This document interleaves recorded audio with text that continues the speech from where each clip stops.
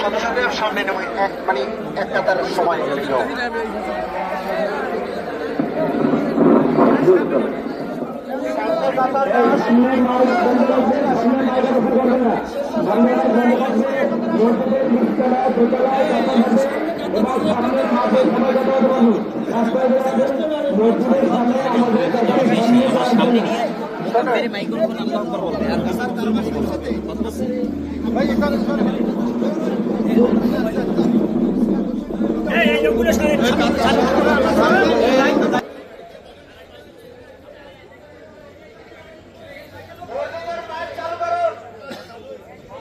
রাস্তা লোক থাকলে মসজিদে ঢুকতে পারে।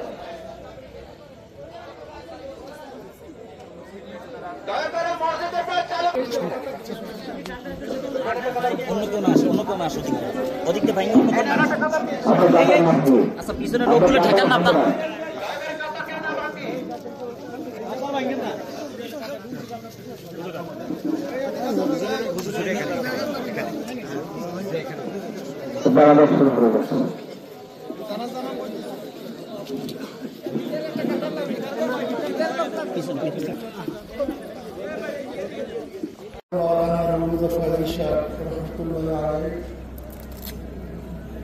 আমার সরাসরি উস্তাদ ছিলেন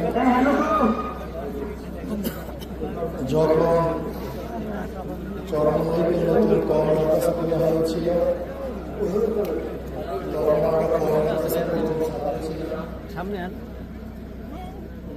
অনেক দায়িত্বশীলের সাথে তারা দায়িত্ব পালন করেছেন। অনেক যুবক একজন দায়িত্বশীল ছিলেন। উনি চরমের হিসেবে কার্যকরী হিসেবে জীবন করার দায়িত্ব পালন করেছেন। ছিলেন এবং ছাত্র গঠনের কারিগর ছিলেন। একজন ছাত্রকে কিভাবে গঠন করতে হবে এর যত যোগ্যতা সমস্ত যোগ্যতা ছিল। এরকম করতেছেন কেন? মনে করি কেয়ামত পর্যন্ত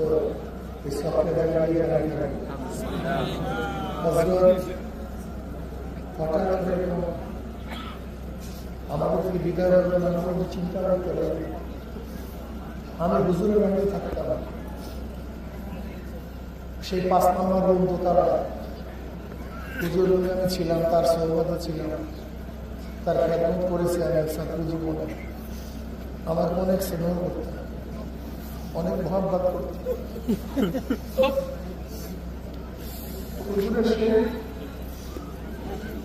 আমাদের কালী হুজুর তিনি এবং হুজুর বাগানের হুজুর এরা একসাথে এসছেন। এরপরে এখান থেকে আর এক রত্ন চলে গেছে আইয়ুব আলী সাহেব হুজুর, তিনি পরে আসছেন। এরপরে সেখানে আসছেন আমাদের আবুল কাদের সাহেব, আমার দরকার আলিয়া। হজরত দোয়া করুন আল্লাহ যেন জান্নাতের আর জিন্দগি সমস্ত ভুল আল্লাহ ক্ষমা করেন, তারা আমাদেরকে আল্লাহ কবুল করেন। হজরতের দায়িত্ব পালন করবে বজরুলের বড় ছেলে মৌলানা হেদায়েতুল্লাহ সাহেব, সে আলহামদুলিল্লাহ হজরতের দায়িত্ব পালন করবেন।